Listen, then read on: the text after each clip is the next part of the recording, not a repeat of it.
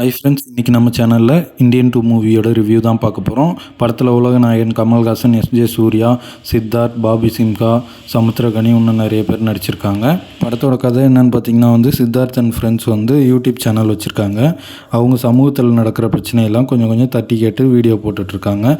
அவங்களுக்கு அதில் இது பண்ணும்போது ஒரு பிரச்சனை வருது. அதில் பாதிக்கப்படும் போது அவங்க இந்தியன் தாத்தா தான் இந்த பிரச்சனைக்கெல்லாம் தீர்வு காண்பார் அப்படின்னு சொல்லிட்டு இந்தியன் தாத்தாவை வர வைக்கிறாங்க. அதுக்கப்புறம் அவங்க நினச்சது நிறைவேறிச்சா இல்லையான்றது தான் படத்தோட முழு கதை. படத்தோட பாசிட்டிவ் என்னன்னு பார்த்தீங்கன்னா இன்றைய காலகட்டத்துக்கு ஏற்ற மாதிரி கிளாஸாக எடுத்திருக்காங்க. நான் இந்த படத்தில் பாசிட்டிவோட நெகட்டிவ்ஸ் தான் நிறைய இருக்குது. படத்தில் நிறைய சீன்ஸில் லாஜிக் மிஸ்டேக்ஸ் ரொம்பவே இருக்குது, அப்பட்டமாக தெரியுது. படத்தில் ஃபஸ்ட்டு ஒரு சாங் ஒன்று வருது, கிளாமர் சாங். அது எதுக்குன்னே தெரியல. ஒரு வேளை ஆடியன்ஸை உள்ளே வர வைக்கணுன்றதுக்காக அந்த ஒரு சாங் வச்சுருக்காங்கன்னு நினைக்கிறேன். அதுபோல் எனக்கு படத்தில் மியூசிக் ரொம்ப சுத்தமாக பிடிக்கல. அது ஒரு மாதிரி மியூசிக் ஒரு இம்ப்ரெஸ்ஸும் பண்ணல, ஒரு ஃபீலும் கொடுக்கல.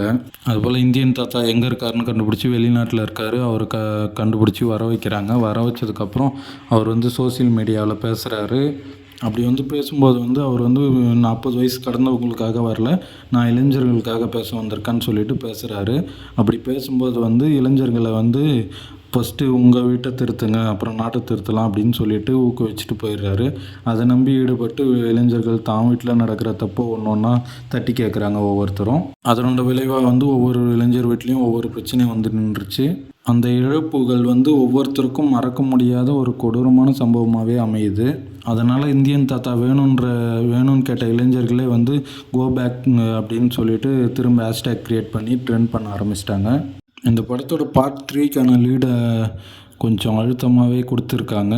ஆனால் என்ன சொல்ல, இந்த பார்ட்டோடைய முற்றுமை கொஞ்சம் சொதப்பலாகவே பண்ணிட்டாங்கன்னு தான் சொல்லணும். என்ன ஒன்று, நிஜத்தில் நடக்காத ஒரு விஷயத்தை இந்த படத்தில் சொல்லியிருக்காங்க. அதுதான் கொஞ்சம் ஏற்றுக்க முடியல. ஆனால் இன்றைய சூழலில் நடக்கிற நிறைய பிரச்சனையை ஓப்பனாக சொல்லியிருக்காங்க. அதுக்கு கொஞ்சம் பாராட்டியே ஆகணும். மொத்தத்தில் இந்த படம் எப்படி இருக்குன்னு என்ன கேட்டிங்கன்னா கண்டிப்பாக வாட்சபிள் படம் தான் சொல்லுவேன். இந்த வீடியோ கண்டிப்பாக உங்களுக்கு பிடிக்கும்னு நம்புகிறேன். மறக்காமல் நம்ம சேனலை சப்ஸ்கிரைப் பண்ணுங்கள். இந்த வீடியோ பிடிச்சிருந்தா உங்கள் ஃப்ரெண்ட்ஸுக்கு ஷேர் பண்ணுங்கள், லைக் பண்ணுங்கள். நான் உங்கள் மொக்க பையன் பாலா.